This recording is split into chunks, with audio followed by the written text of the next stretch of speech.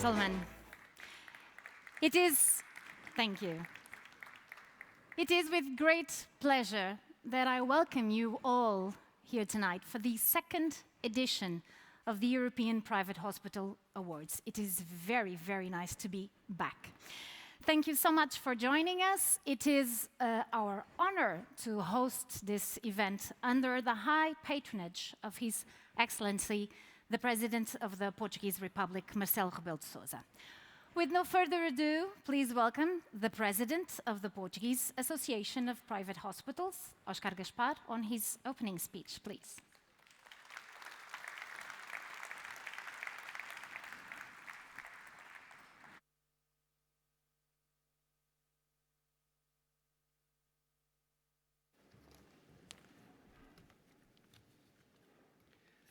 Your Excellency, the Minister of Health of Portugal, representatives of private hospitals of all over Europe, dear President of the European Union of Private Hospitals, my dear friend Paul Garracius, dear partners from UI and sponsors, distinguished guests, including MEPs and members of Portuguese Parliament, ladies and gentlemen, good evening. Once more and always, welcome. Welcome to Lisbon. It is indeed an honor for all of us, Portuguese private hospitals, official entities and stakeholders, to host this important event in Portugal. I must thank all of you for your presence, and especially all whom traveled from abroad. We hope this evening will live up to your expectations. The Portuguese Association of Private Hospitals and the European Union of Private Hospitals strongly believe this unique event, which annually awards the most outstanding European private hospitals, is a good way to promote best practices and highlight the private hospitals' mission and their role in different healthcare systems. Last year, we awarded 7 private hospitals from 5 different countries in the first edition, which gathered 200 people from all over Europe. This year, we aim to reward projects that demonstrate to be the best in the categories: best patient-focused initiative, green hospitals and social responsibility, innovation in health, collaborative projects in health, workplace excellence, best Health News coverage, and, for the first time, the best application for the awards. In this second edition, the submission process started in January 2023, and we had the privilege of witnessing a huge participation with 86 applications, 20% more than last year, from 10 European countries: Italy, France, Spain, Sweden, Poland, Austria, Germany, Bulgaria, Greece, and Portugal. This exceeded, again, all expectations, which indicates that private hospitals in Europe are very dynamic and have several remarkable projects to showcase. This great involvement was only made possible with the work carried out by all national associations, whom we thank deeply. The evaluation process was carried out by an independent international jury, whom I also thank very much for their work.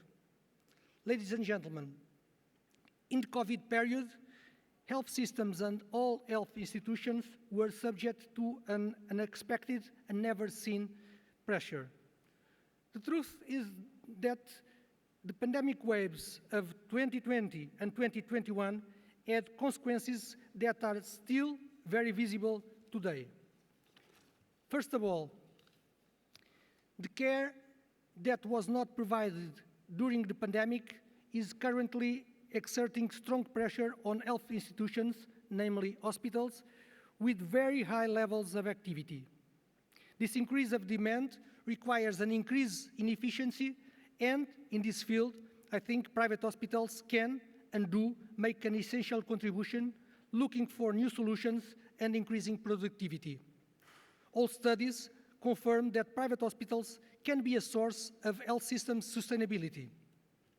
Secondly, there is a need for better management of cooperation between all the players of the health sector.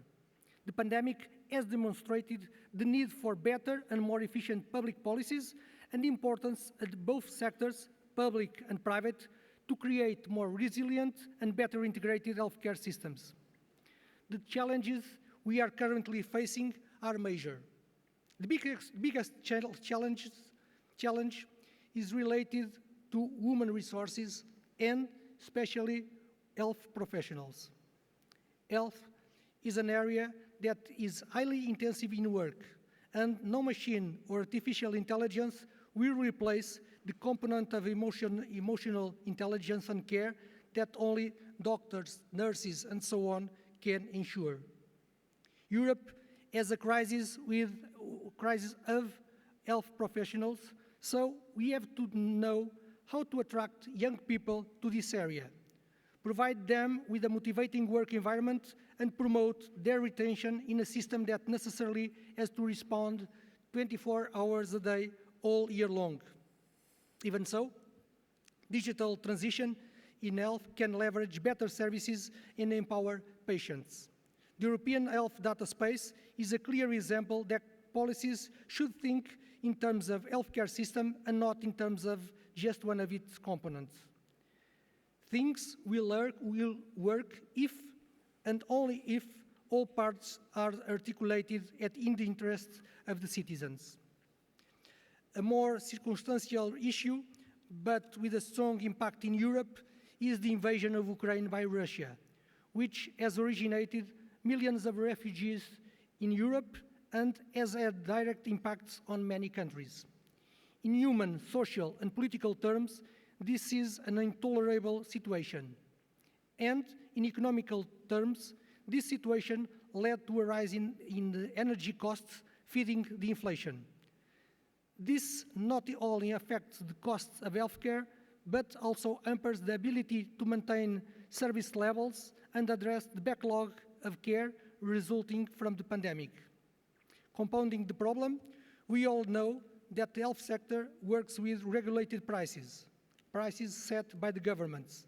And the truth is that in 2022 and 2023, healthcare prices do not reflect the levels of inflation we faced. Ladies and gentlemen, a lot of challenges. We have a lot to do, but it's also true that we have worked hard in the last years. This is why we are here. We are back again with another edition of the European Private Hospital Awards. People need private hospitals, and we are working hard to improve the health of all citizens.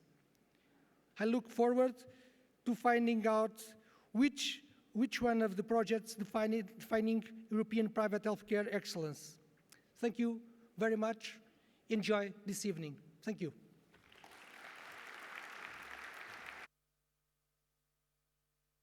Thank you so much for the warm welcome to this great evening. It is now our privilege to introduce our next guest, the Portuguese Health Minister.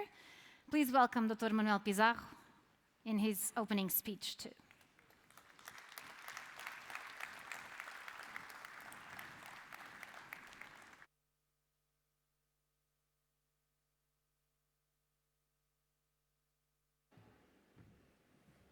My dear Oscar Gaspar, President of Portuguese Private Hospitals Association, my dear Paulo Garasus, President of the European Private Hospital Association, ladies and gentlemen, well, I've been invited for a party, so I will speak you very briefly because I think that you are most interested in the awards than in my speech.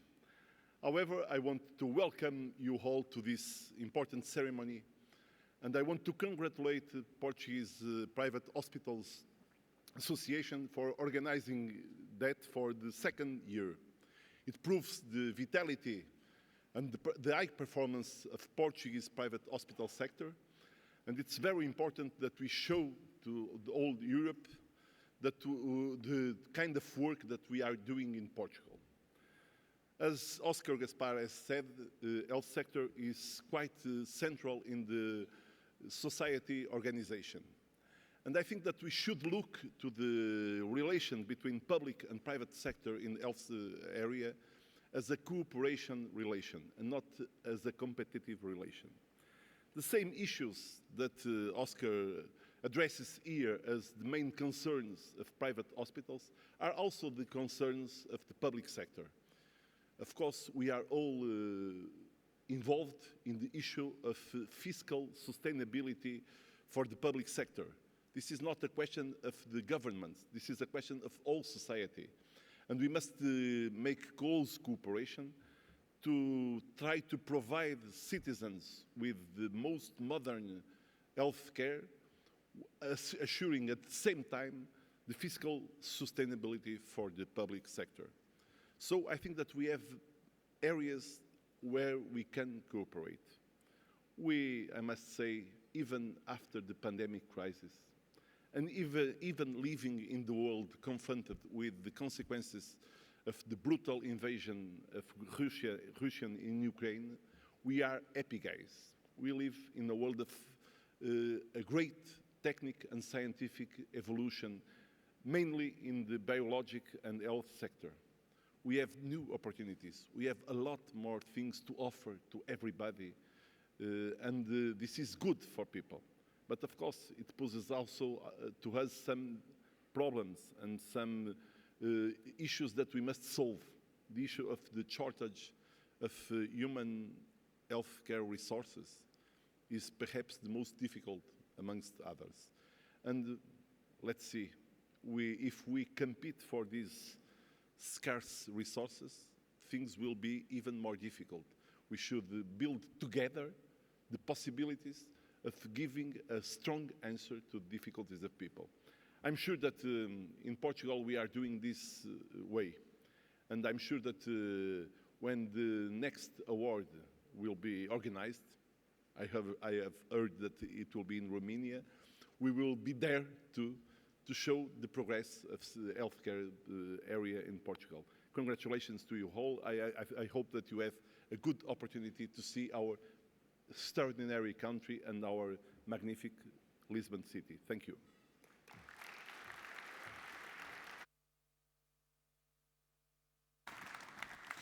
Thank you very much.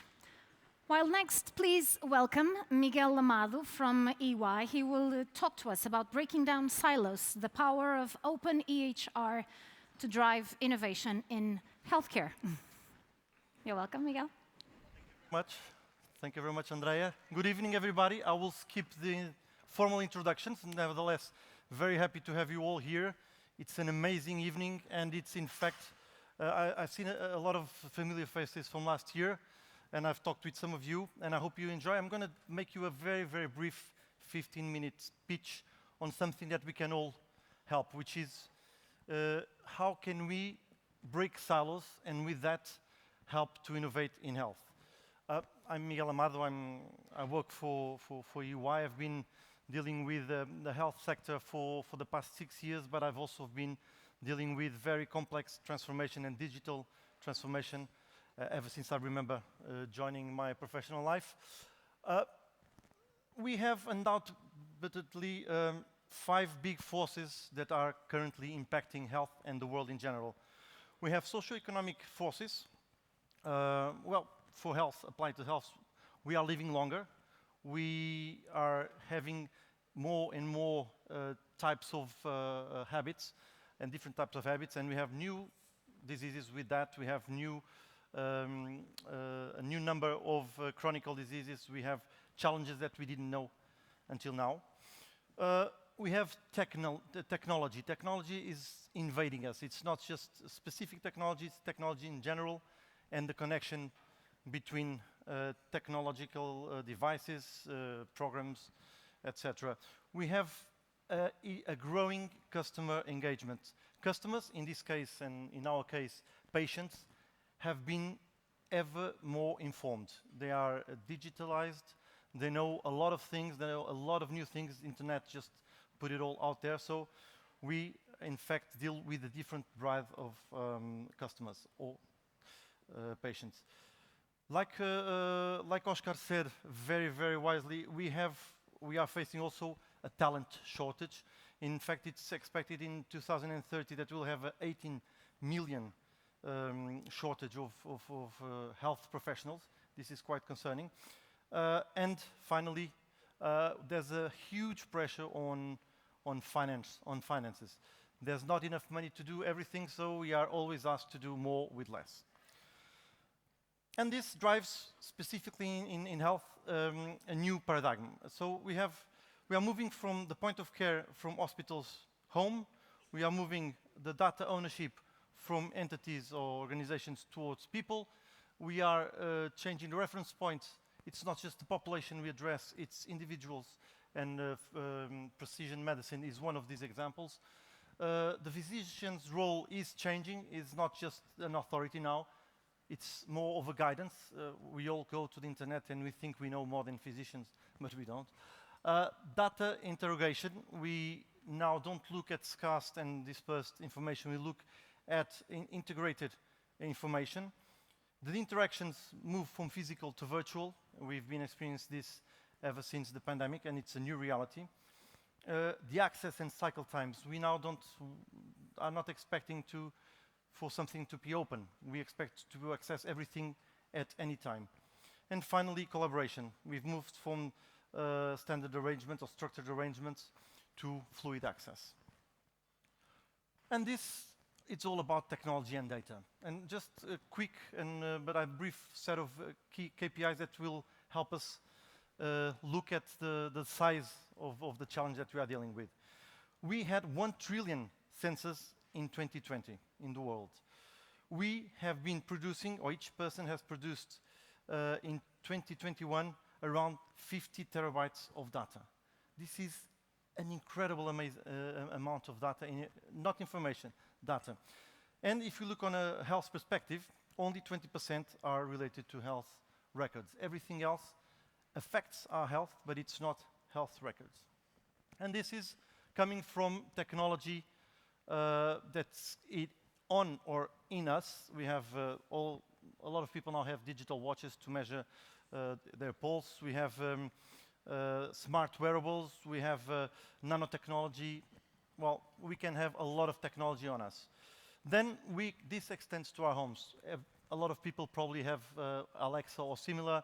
We have sensors to measure the quality of the air, the temperature, a lot of our living habits. And more than that, this moves beyond. This moves to specialist care facilities. We are looking at a growing trend of having AI-enabled robots or virtual assistants, AI surgery platforms, virtual care monitoring, etc. So this is, in fact, producing ever more data. We have Internet of medical things everywhere. But to move from data to value, it's still a great or a long way to go. We need to transform it in information. We need to transform it in insights so that we have actionable insights towards value. I'm trying to run to make sure that we have the 15 minutes before dinner. So today we currently have a lot of systems and applications. We have a lot of scattered information. What we intend to move on a technology perspective is towards an API connected, so connected information, connected systems. But what we need to move into even a more advanced perspective is to have a data layer that can then supply all the applications that will run on those data, especially because data is from the patient. And the patient, of course, wants to see the benefits of having a 360 perspective on its health. So governments, public and private health systems need to look forward and try to have 3 main aspects towards data. First, we need to make data discoverable. We need to make sure that we can look for data, that we can trace it, that we can query for it. Second, we need to make it liquid. We need to make it, it's not just find it, we can use it. We can retrieve data. And more than that, we need to make it actionable. We need to enhance all the artificial intelligence or intelligent automation to make sure that data just produces, in fact, value.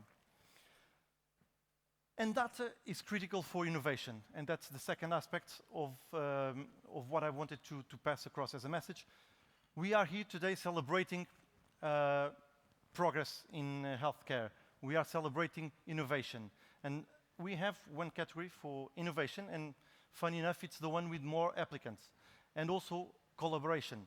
So this is something that in fact is recognized as a critical aspect of the progress of healthcare. And the way we see it, this is all about having access to data. First, connect some data streams, produce value, then combine with data sets, more complex sets of data, produce value, then share that, information, that insights, and then produce more value to be able to target therapy and care for a person. So what are the main challenges? I will skip this. Main challenges, though, the first one, of course, and you know it much better than I, semantics. Health has a huge and a very complex set of semantics. Just the SNOMED CT, which is the richest and widely accepted clinical terminology, covers 350,000 concepts and more than 1.2 million terms. This is just absolutely brutal, overwhelming. So this is probably the first challenge, and what we need is to have a durable open data layer that will be capable not just to deal with this kind of semantic complexity, but also transform it to be simple enough to be used by technology. The other challenge is that currently we have everything based on applications. So we have the logic and the data, it's per application. So we'll have several applications, all of which has its own logic and its own data. So it makes it difficult to interact. It's vendor-specific data models, that's lack of, it's not portable, we cannot change it. It's difficult to have proper interoperability, etc. So it's quite challenging.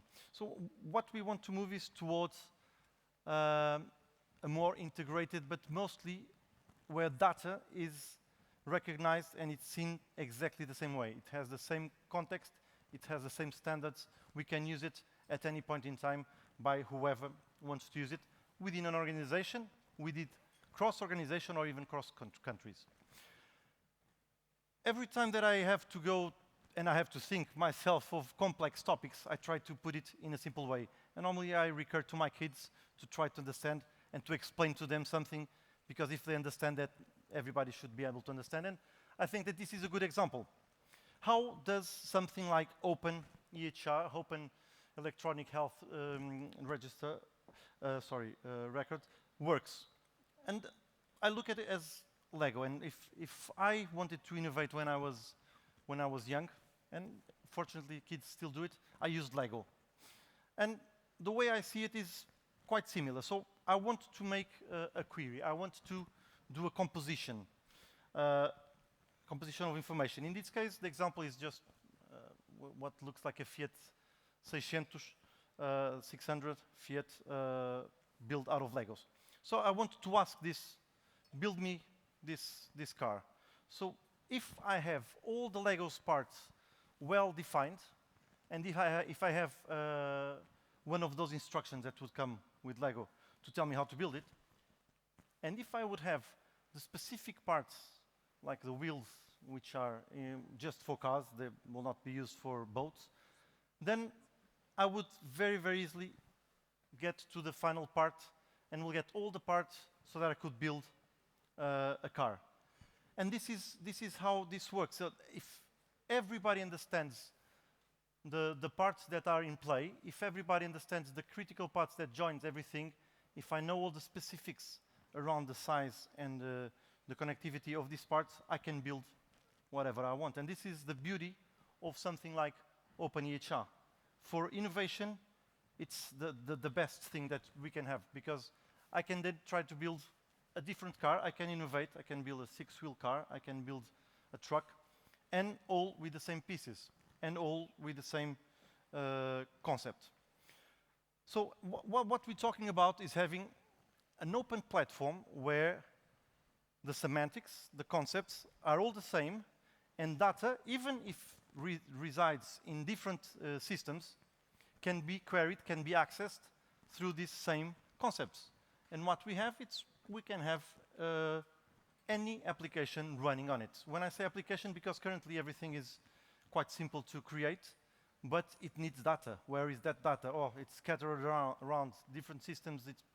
This is what something like Open EHR can, in fact, provide.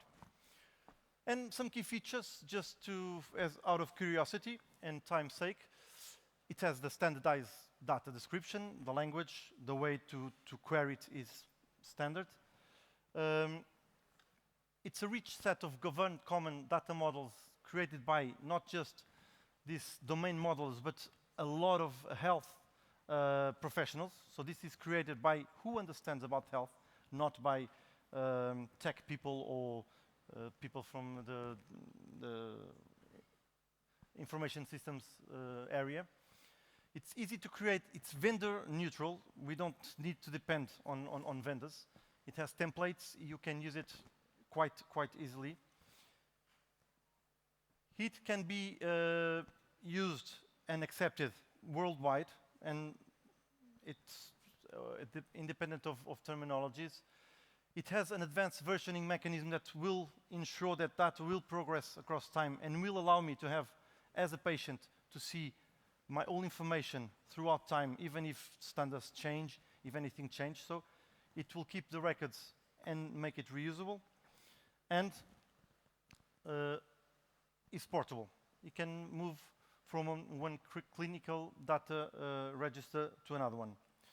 So this is in fact something that for innovation and for collaboration is critical, and it's a huge enabler. But again, this is not something that you can do alone. This is not just for one specific area of an hospital. This is not just for one hospital. This is not just for one country. The true value of this is when you can transform it in value for the patient. And we are all traveling people. We could have to go to a different hospital in a different country, or even here in Portugal, I go to several hospitals, depends where I am. So this is critical to be a movement. And this movement has started. We have several good and amazing implementations already in the world. We have the UK. London has started this with some use cases, and now it's progressing to increase the use cases. Karolinska is also migrating to this type of standards and is leading with one region but moving to other regions. So this is a sort of movement that is in fact happening. And the challenge here and the pitch is also for this to be some food for thought, for it to be also on your dynamics. This includes already, it's been being developed for over 20 years, and just some numbers so that you understand. And this is, again, it's open technology, so it's not proprietary. You have more than 3,000 registered users from more than 100 countries, 800 governed archetypes, which are similar to the car I showed you, in 31 languages. So it's in fact it shows you already the size and dimension of this initiative. So just to finish, give you 10 hints on how data and collaboration and something like Open HR can help you for innovation. First, separate the data from logic. This will break down silos, okay? And I know how hospitals work, how health providers work, and there's a lot of silos. And so this is the first step. Separate the logic from the data. Data should be available for everybody. Think about platforms and how they serve future demands. Make sure to develop partnering strategy and capability. Don't do it all on your own. This is all about collaborating. Create data sharing framework. Frameworks are good to make things work and to have references. Do it also for data sharing. Focus on sharing some really discrete machine-readable data. It's not just whatever data. Make things that can be reused. Use a common data model, linking with broadly accepted terminologies. And again, going back to the SNOB CT and LOINC. Choose more than open data standards, something like Open EHR for persistency, for example, something like FHIR for data exchange. Prepare for handling very large volumes of data. This is ever growing, is increasing dramatically the amount of data we have. Make sure that you integrate legacy data, because you need to keep it. It's difficult, but it's necessary. And finally, share knowledge. Share knowledge, share experience, solutions around data integration. And I think that this is a good place also to share some of that knowledge. And leave you with just one final phrase. Everything is complex, but even the journey of 1,000 miles begins with one step. Let's not be afraid to take that step. Let's have the courage to take that step. Okay? Thank you very much, and collaborate.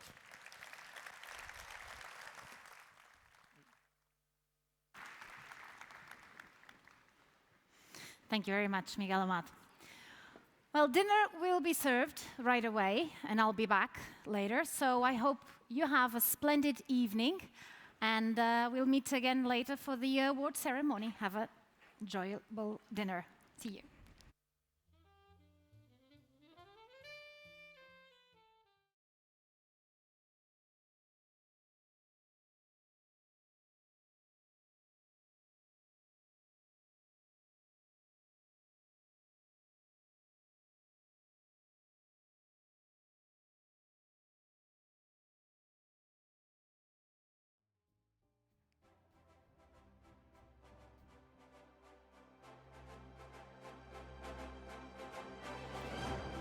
Well, once again, good evening. I hope you're enjoying your dinner.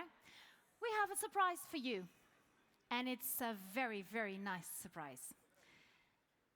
She is, I can tell you, one of the most renowned voices of contemporary fado. And this is all I am going to say. Enjoy.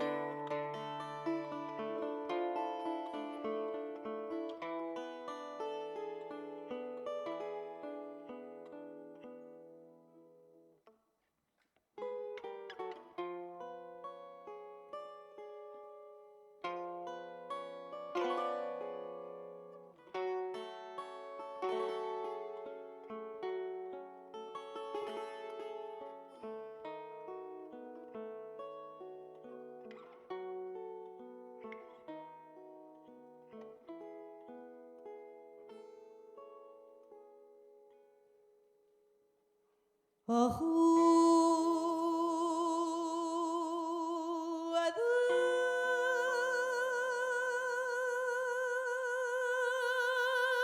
capelão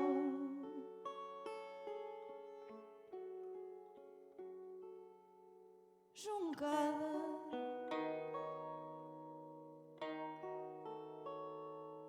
de rosmaninho.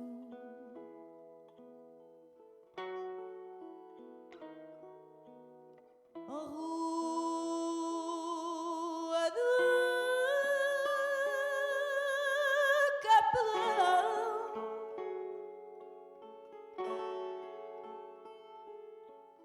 jungada de rosmaninho.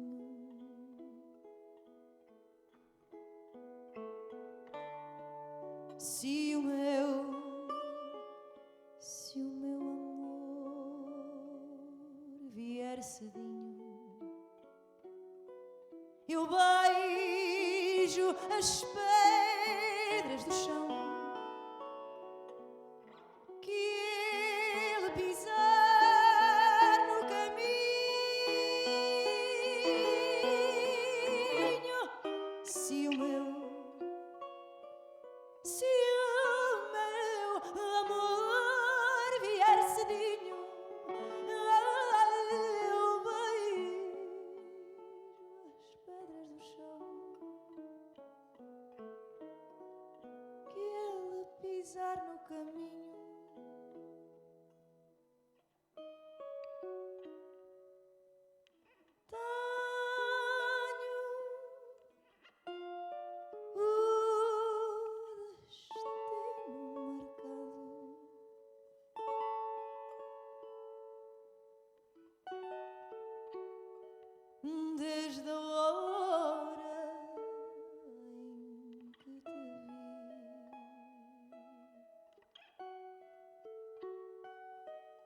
Tenho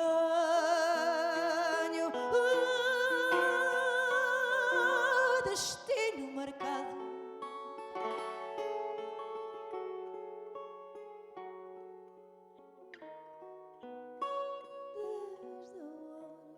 Desde a hora em que te vi.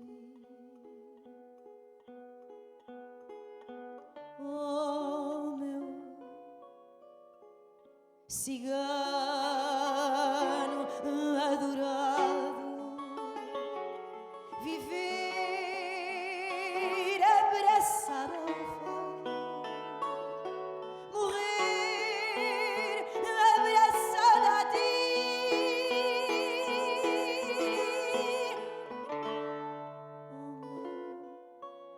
Oh, meu cigano adorado, viver abraçado ao fado,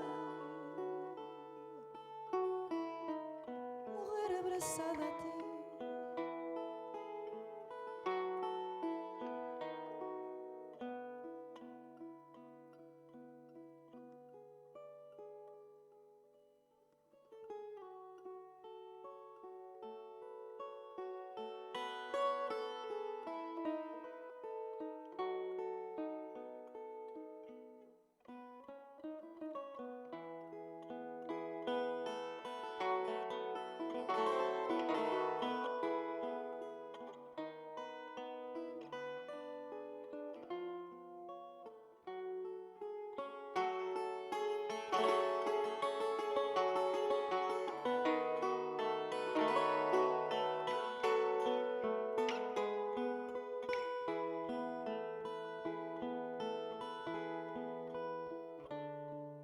Oh, meu cigano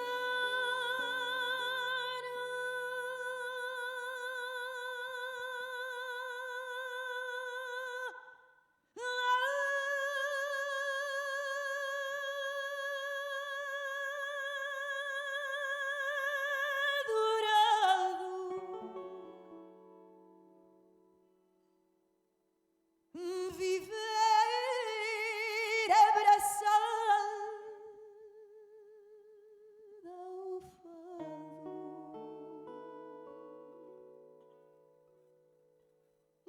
morrer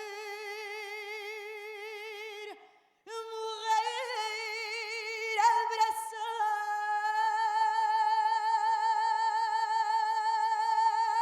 a ti.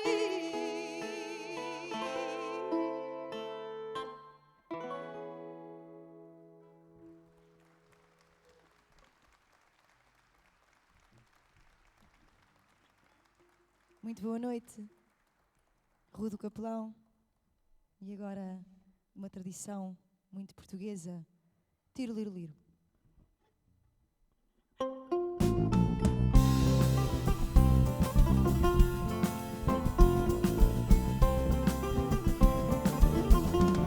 Lá em cima está o tiro, liro, liro, cá embaixo está o tiro, liro, ló.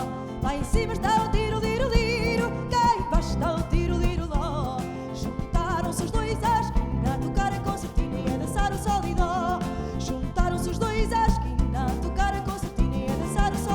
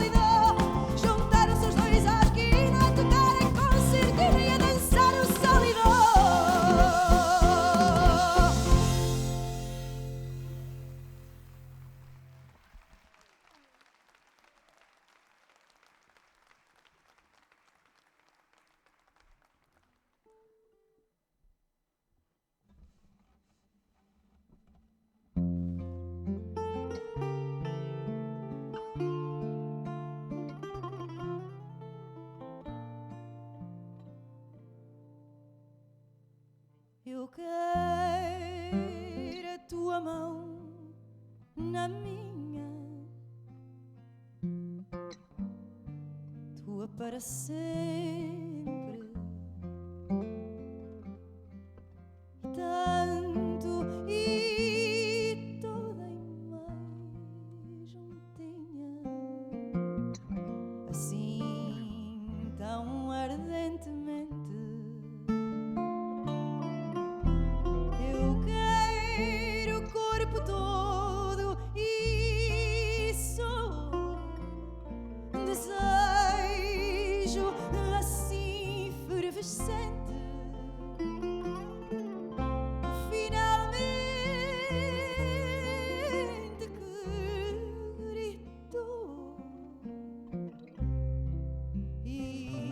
Não se mente mais. Se um dia eu morrer, hei de morrer de amor. Se um dia eu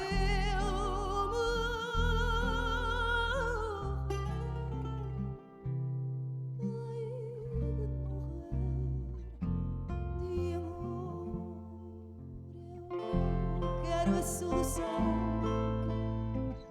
calor, subir em câmara lenta, descer-me ao saciar da dor que em ti finalmente ausenta. Eu quero água na boca, ai medo, ai deitar-se todo no teu ombro. E eu toda tua segredo do que finalmente encontro. Se um dia eu morrer, hei de morrer de amor. Se um dia eu morrer, hei de morrer de amor.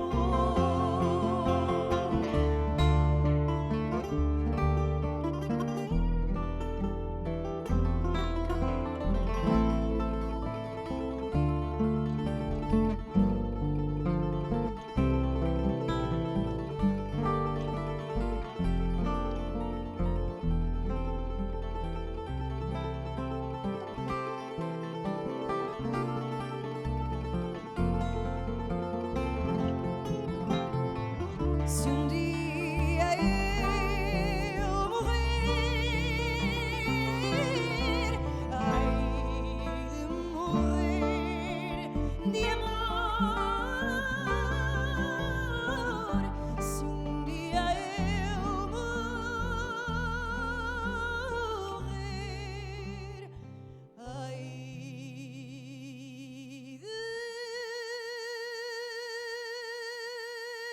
de morrer. Hei de morrer de amor.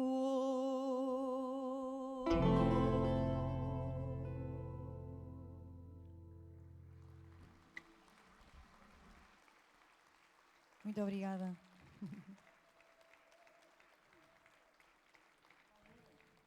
Um momento agora muito especial com os músicos magníficos que me acompanham e eu regresso já de seguida.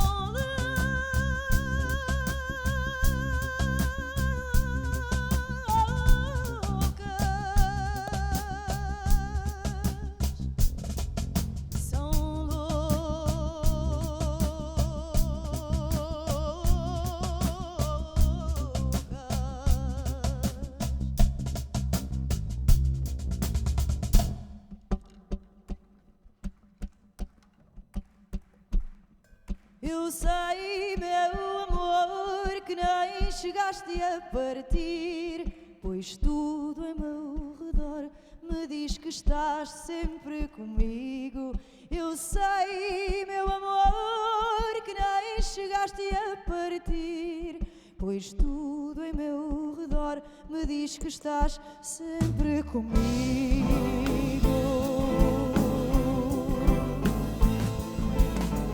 No vento que lança a areia nos vidros,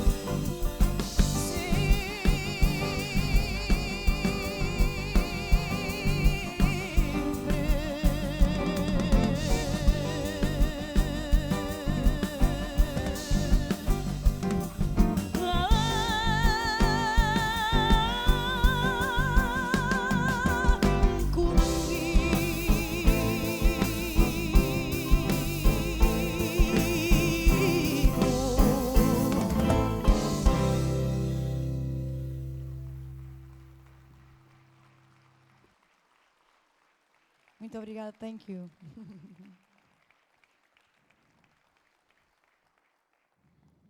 This amazing song now. It's a surprise. We sing normally traditional song from Portugal, but this is for you to feel how we tell a story, because we tell a story with a lot of intention. So for you, smile.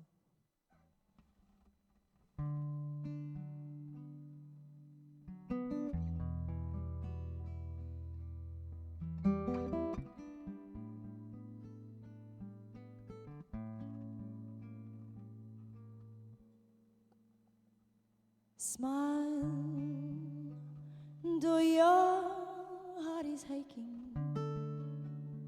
Smile even though it's breaking. When there are clouds in the sky, you'll get by. If you smile through your fear and sorrow, smile and maybe tomorrow you'll see the sun come shining through for you.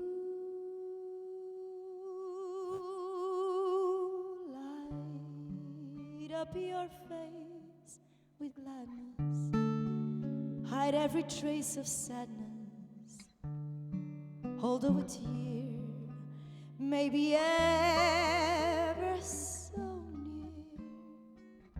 That's the time you must keep on trying. Smile, what's the use of crying? You'll find that life is still worthwhile if you just smile.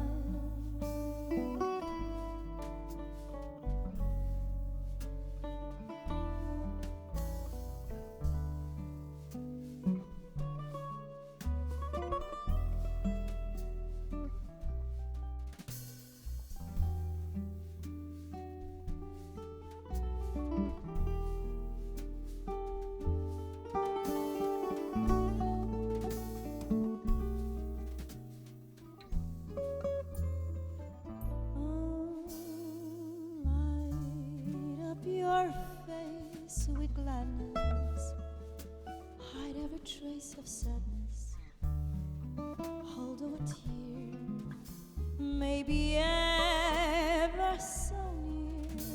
That's the time you must keep on trying. Smile, what's the use of crying? You'll find that life is still worthwhile if you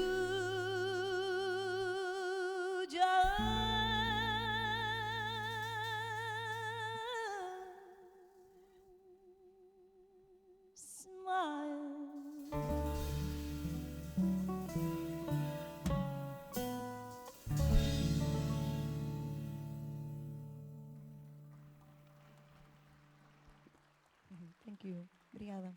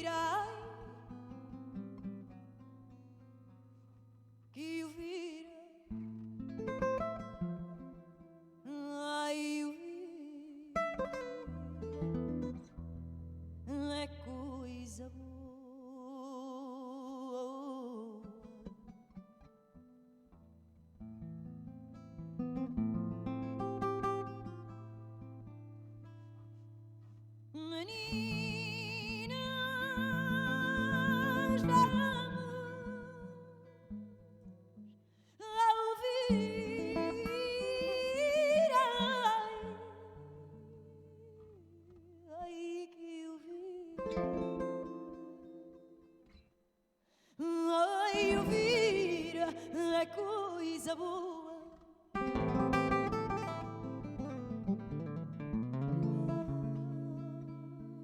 Ai, eu já vi dançar vir, ai, as meninas de Lisboa.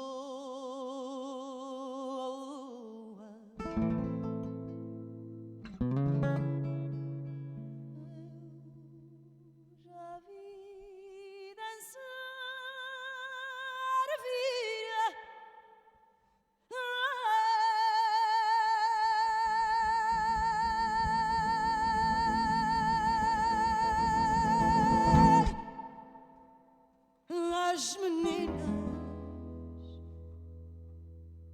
as meninas de Lisboa.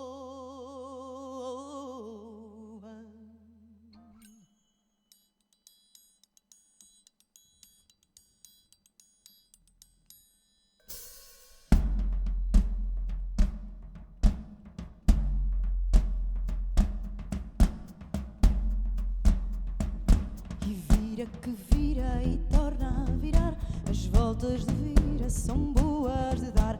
E vira que vira e torna a virar, as voltas de vira são boas de dar. Meninas, vamos ao vira, ai que vira é coisa linda.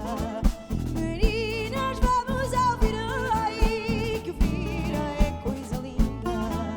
Eu já vi dançar o vira, ai as meninas de Coimbra. Eu já vi dançar o vira, ai as meninas de Coimbra. Vira que vira e torna a virar, as voltas de vira são boas de dar.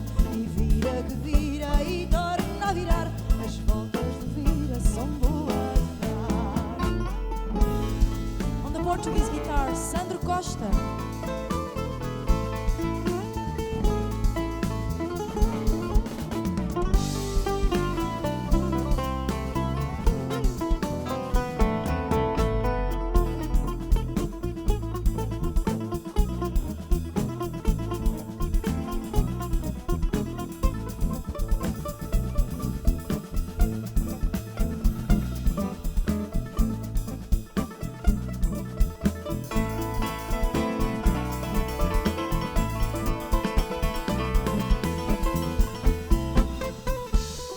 Na guitarra clássica, Francisco Salles.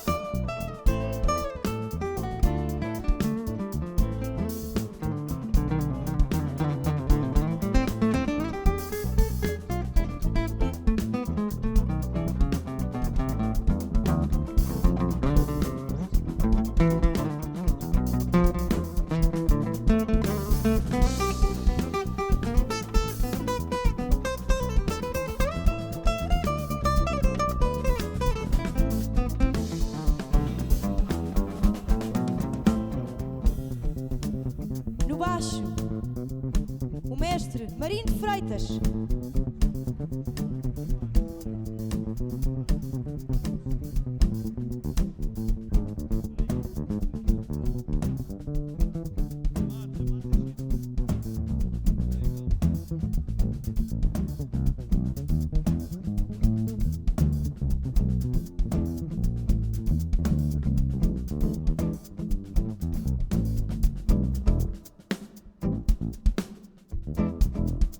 On the percussion, on the battery, Vicky Marques.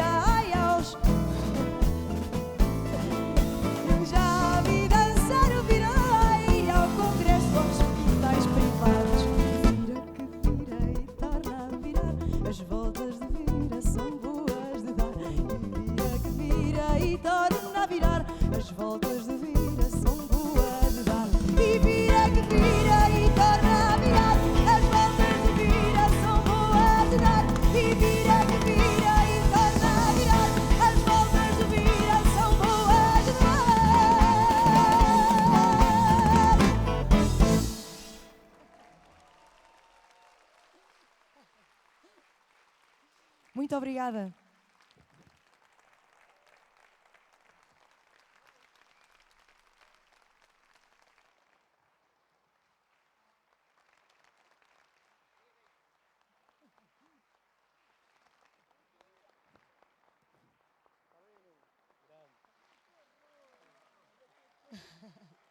Vamos ver se agora acaba.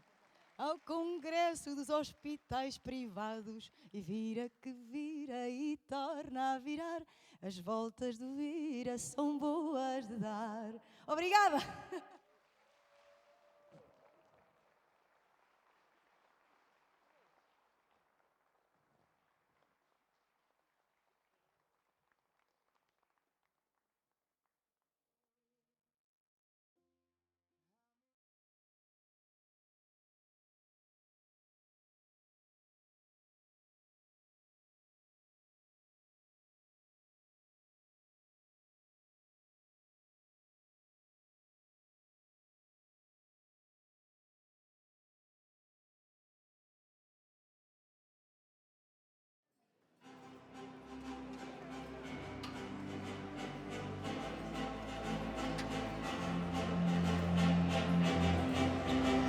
Welcome back, ladies and gentlemen. After this wonderful musical moment with Uga Rosetta and her musicians, I hope you've enjoyed it. And now, it is time for our most anticipated moment of the night, the award ceremony. I would like first to present our honorable members of the jury who were responsible for the evaluation of all the applications. And they are Carlo Signorelli, coordinator of the scientific committee at Fondazione Sanità Futura, Christian Buzoy, member of the European Parliament, Christine Egl, partner at Ernst Young, Véronique Mollier, director of the Committee for Sustainable Development in Health, Isabel Aldir, advisor to the Presidency of the Portuguese Republic, Hans Martens, expert on European health policy, Joaquim Cunha, executive director of Health Cluster Portugal, Karina Escobar, president of the Spanish Platform of Patient Organizations, Felisbela Lopes and Clara Almeida Santos, media experts. Some of these honorable members of the jury were able to join us today, and I will kindly ask them to stand up.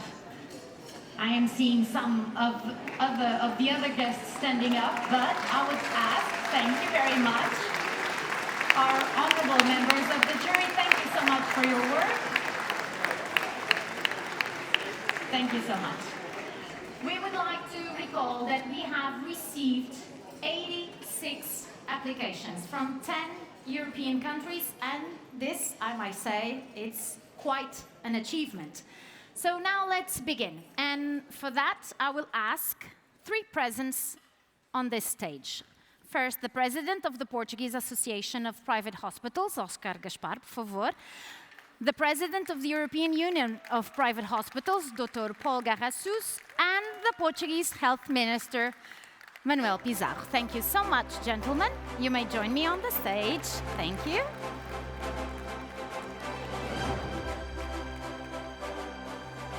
Thank you very much. And so we begin. The first award of the night is sponsored by Lavoro. It's for Best Patient-Focused Initiative. This award distinguishes innovative initiatives that focus on improving the patient experience throughout the entire journey, not only by improving the care provided, but also meeting the patient's needs and expectations, and is going to be presented by Teófilo Leite, president of Lavoro. Please, thank you very much. And now we will meet the nominees. The nominees are Polyclinique Le Bleuet, France, and the project is Chronic Pain Management Initiative, Endometriosis. Hospital Recoleta Zamora, Spain, with the Pulso Vital Initiative. And finally, the third nominee, the International Center of Hearing and Speech Medicus from Poland, with Model of Comprehensive and patient care. We may announce the winner here.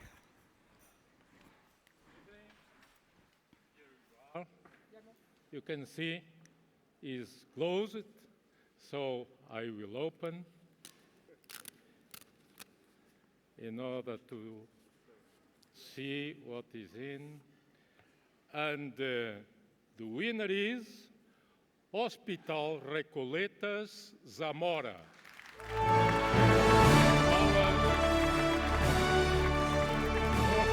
Nuestros hermanos de España son muy feliz porque Hospital Recoletas Zamora. We don't have the winner with us physically, but we have him on video call. So we are going to make a video call, hopefully. Buenas tardes. Qué satisfacción más grande es recibir este premio, no por el hecho en sí, sino por lo que supone el proyecto Pulso Vital. Un proyecto pensado para hacer llegar la sanidad y la prevención del ictus a través de la detección de la fibrilación auricular y enfocado para una población que lo necesita, la gente mayor, en una provincia como Zamora, la más envejecida de España y la quinta de Europa. Una iniciativa permanente en el tiempo y gratuita que Recoletas Salud, grupo hospitalario líder a nivel nacional, pone a disposición de la población que más lo necesita, el mundo rural y mayor. Gracias por el espaldarazo que esto supone a un proyecto hecho desde la ilusión. Congratulations. I will kindly ask Luis Mendicuti, he's the president of the Spanish Association of Private Hospitals, to come up on stage and to receive the award on behalf.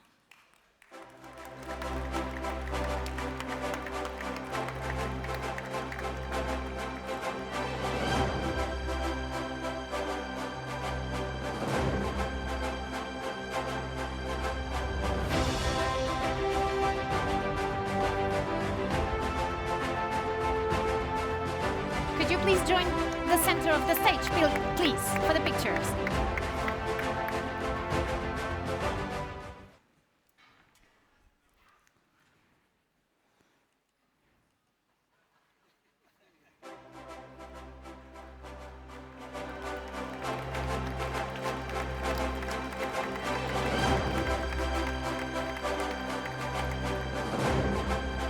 Thank you so much. Congratulations.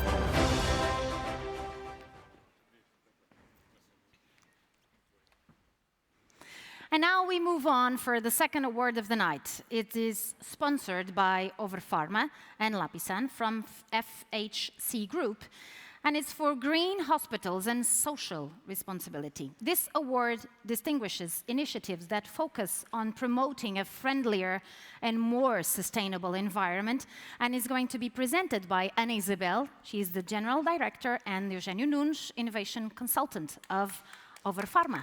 Thank you so much for joining us. Good evening. Anna, we are going to present the nominees first.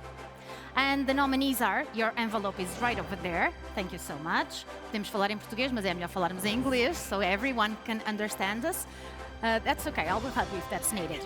So we will now announce the nominees first. And the nominees are CUF, Hospitals and Clinics Portugal, with environmental sustainability practices.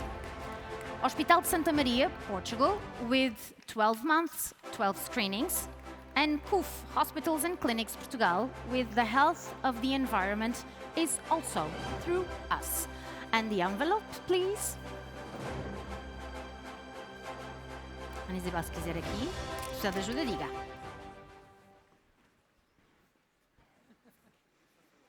Tá legal.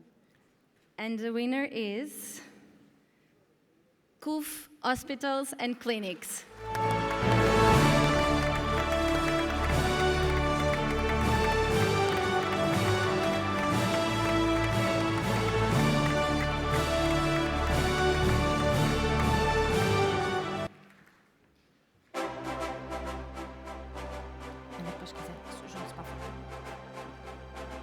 Oh, don't be shy. You can come up, of course. 1, 2, 3.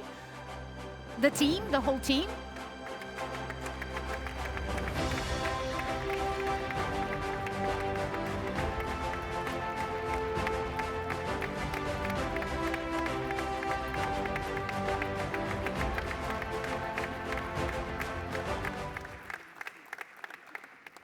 Thank you very much. Congratulations. Thank you so much.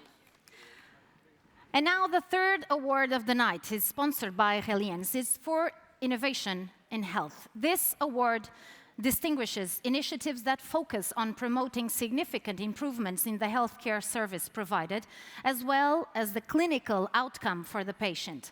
And it's going to be presented by Ervan Trividic, Head of Institutional Relations of Reliance. Is that correct? Okay, thank you so much. And we are going to meet the nominees before knowing who is the winner. And the nominees are Lusíadas Saúde Portugal, with Lusíadas Digital Assistant, Mediclin Stauffenburg Clinic Post-COVID Rehabilitation Program, CUF Hospitals and Clinics Portugal with Home Hospitalization Initiative, and ERCCS Hospedale San Raffaele with AI Score, Artificial Intelligence SARS-CoV Risk Evaluation Initiative. And the winner is, please.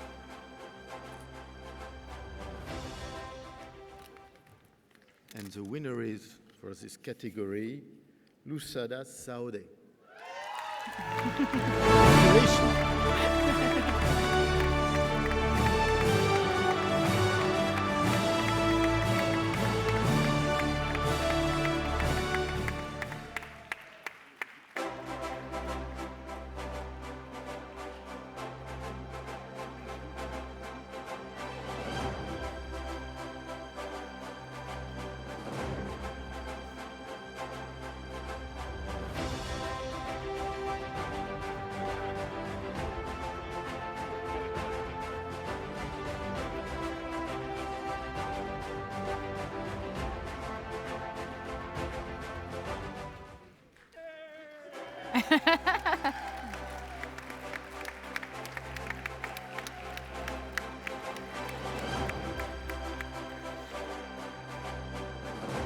Yes, of course, you can. I'm so sorry that I haven't mentioned it before. Just to say 2 or 3 things. First, thank you very much for the European Association and Portuguese Association for making up this event. For us, Lusíadas Saúde, Vivaldo Santé Group, it's a pleasure to receive this honor and this trophy. And I would just like to thank our competition, CUF, Luz, HPA, and Trofa, for the challenge and for making us better for our customers. This is the way that we need to move on. And thank you for Sofia. She's our physician and chief transformation officer, and the reward is for her. Thank you, Lusíadas, for your work. We love you.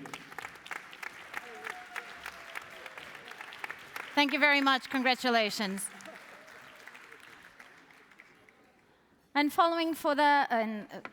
moving on for the fourth award of the night is for collaborative projects in health. This award distinguishes initiatives that focus on collaborations between institutions in order to improve care and outcomes. And it's going to be presented by Paolo Silvano. He's the representative of the French and European Association of Private Hospitals. Welcome aboard. And the nominees are Policlinico San Pietro from Italy with National Traveling Exhibition raising awareness on obesity. IRCCS Policlinico San Donato from Italy, collaboration on congenital heart diseases patient care, children and adults. And finally, CUF Hospitals and Clinics from Portugal with physiotherapy sessions via a gamified platform. And the winner is... Oh, I'm so sorry. Good evening, ladies and gentlemen. No offense to the Portuguese, but I do hope it's an Italian, hopefully. But the winner is Policlinico San Donato.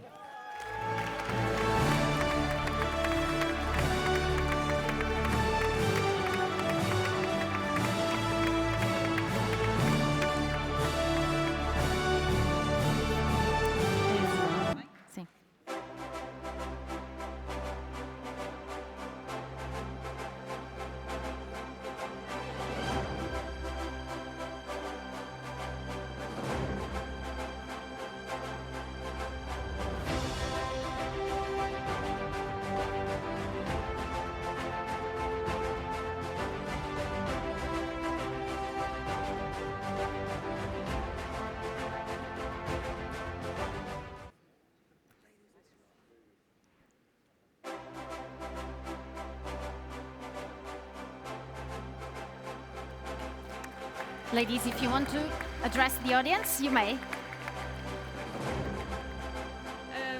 Thank you for tonight, for this opportunity.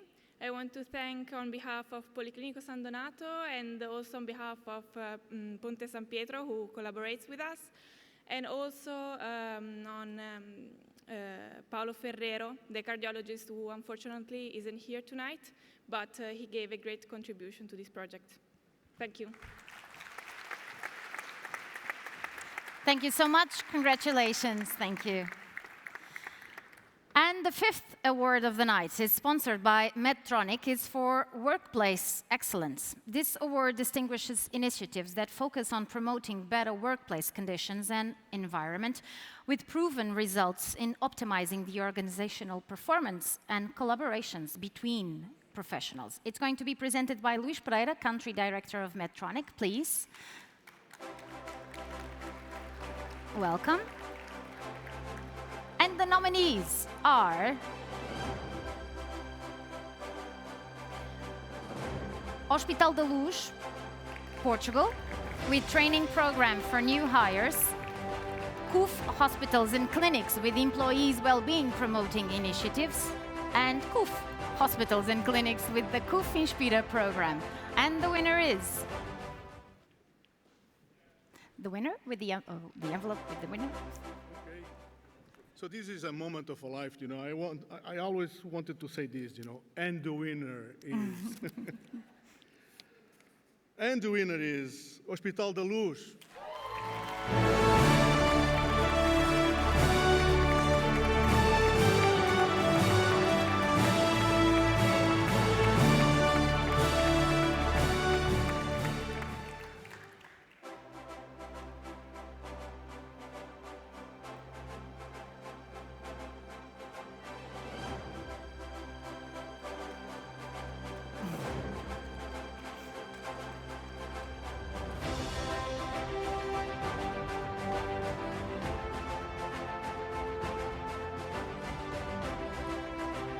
The picture, please. A fotografia primeiro, pode ser? Thank you.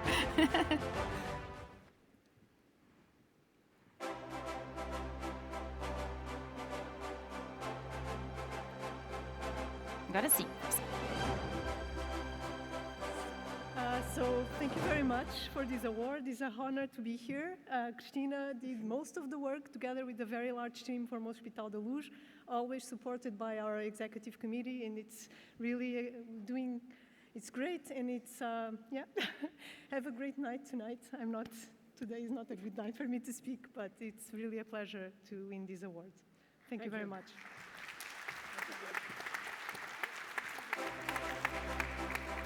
Thank you very much. And the sixth award of the night is for Best Health News Coverage. This award distinguishes the best news coverage associated with a healthcare sector initiative. And it's going to be presented by Gabriele Pellicero, representative of the Italian and European Association of Private Hospitals. And so, the nominees are Hospital Icot Ciudad de Telde, Spain, with Invictus, a story of triumph. CUF Hospitals and Clinics, Portugal, TV report on surgical treatment of obesity using robotic technology. And Medicover Hospital from Poland, Women in Surgery press conference. And the winner is... Well, not that one. The envelope. Opening. And the winner is Medicover Hospital.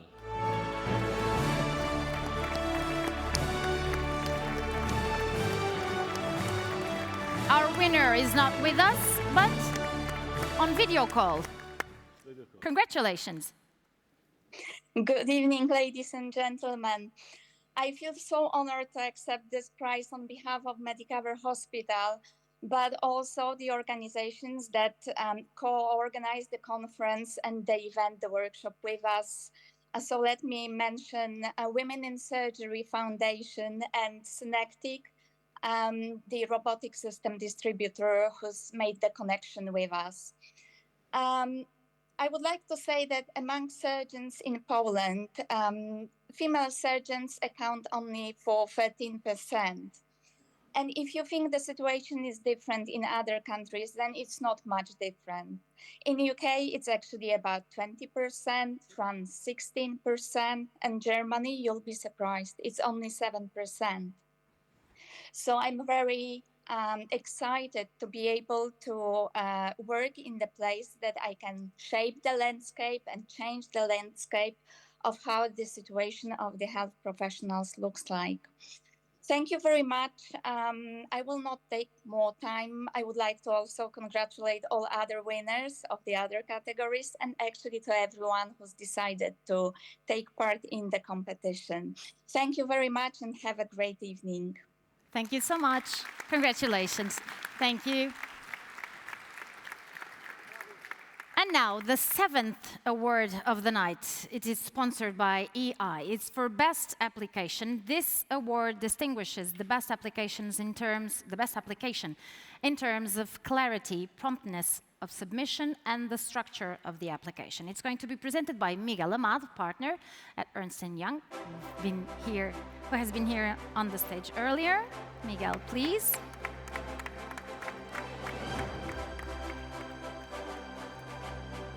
And the nominees are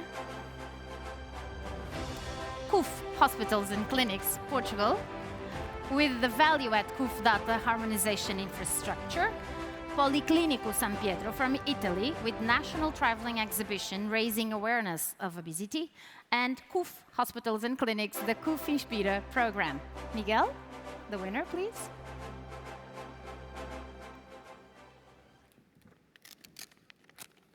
And the winner is CUF Hospitals and Clinics.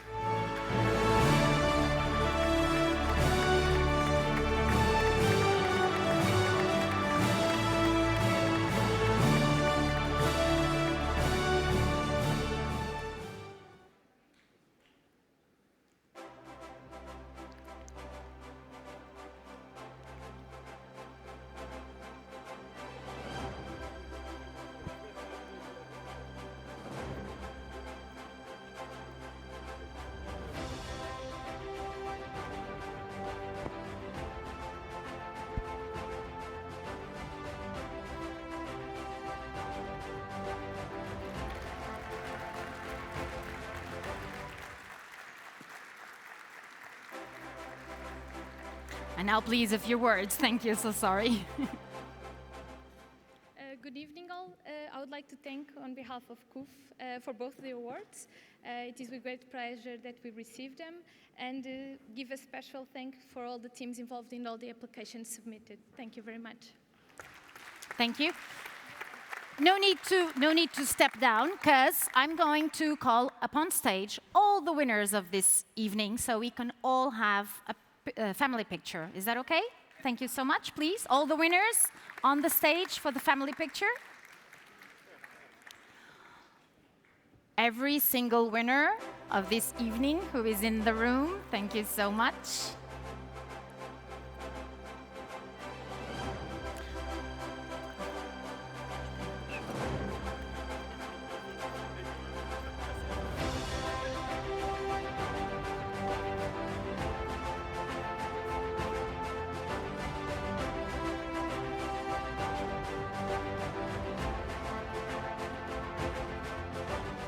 No one missing, so I will step down, please. Oh, sorry. Thank you.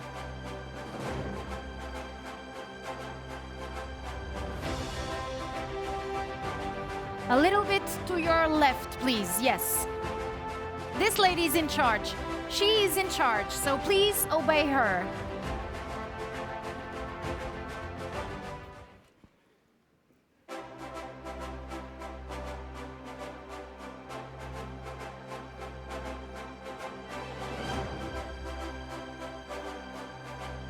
Ladies and gentlemen, a big round of applause for our winners, please. Thank you.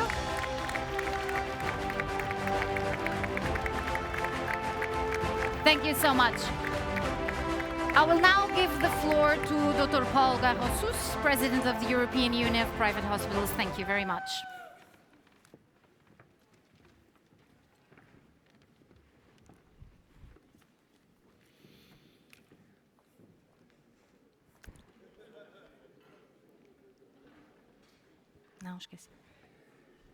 Ladies and gentlemen, dear Sir Minister, dear friends, it's my pleasure and honor to close this European Private Hospital Awards ceremony organized by the Portuguese Association of Private Hospitals.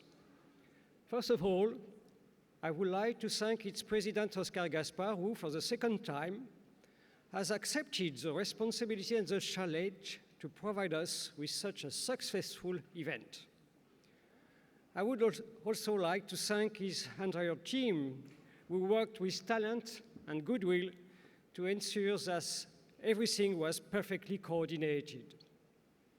The first element of this success is the number of submissions. 86, even more than the previous year. I would like to thank all the members of the jury who dedicated their time and expertise. I would also like to thank all the Portuguese officials to their unfailing support and the administrations that have shown their interest in this prestigious initiative.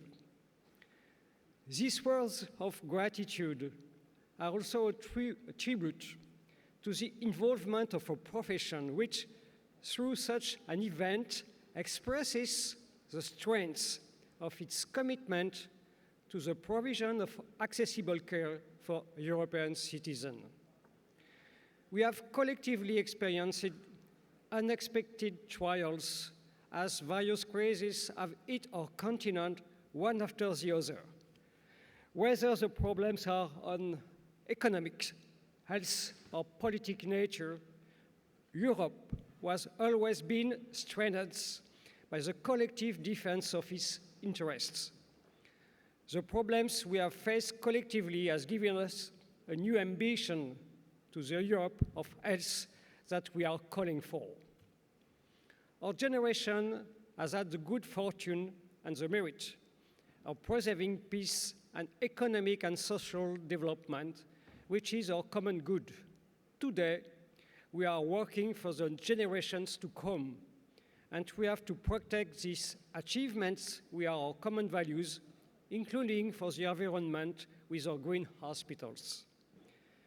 Faced with the challenges ahead, inflation, economic instability, which will require the commitment of the private hospital sector as a major player in health efficiency, it already represents almost a quarter of hospital beds in Europe. Our service proposal is that of a commitment able of strengthening Europe's social models. Because of the involvement of the medical teams and the talents of the managers, the work we are holding today expresses an active partnership at the service of the collective good. Indeed, tonight, we have rewarded brilliant initiatives, and I congratulate once more the lucky winners and thank all those who have participated, as tonight's victories are also dedicated to them. Now, ladies and gentlemen, I'm pleased to announce that the next edition of the European Private Hospital Awards will be held in Romania next year and will be hosted by our dear colleague from the Romanian Association of Private Hospitals. I would like to call to the stage our host, Oscar Gaspar, and Christian Hotterberg from Romania to proceed with the event's handover. Thank you.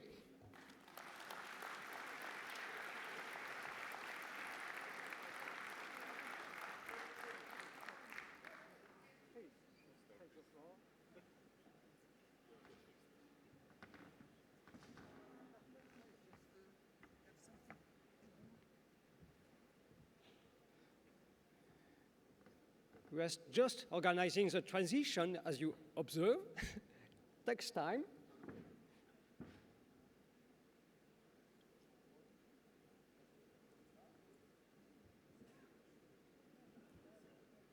and it's coming.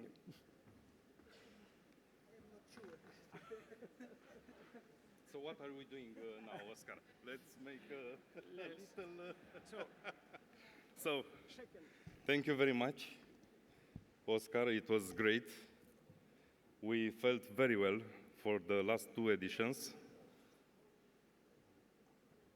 Okay, let's make it official.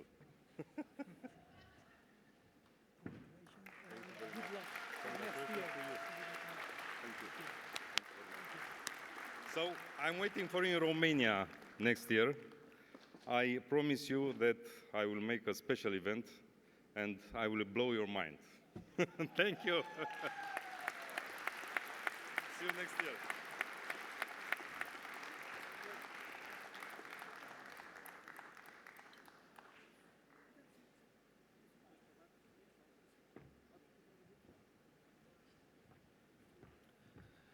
Thank you to all, thank you to be here, thank you to be candidates and best practices awards. Thank you to the winners and thank you to all participants. And now the night is yours. Bye-bye, see you soon in Romania next year. Thank you. Well, it is time for me to say goodbye to you too. Thank you so much for this evening. Thank you to have joined us. And tonight we not only celebrated the winners of this ceremony, but we also understood more than ever why private hospitals are the key to promoting health and innovation. Have a magnificent evening. See you next year. Bye-bye.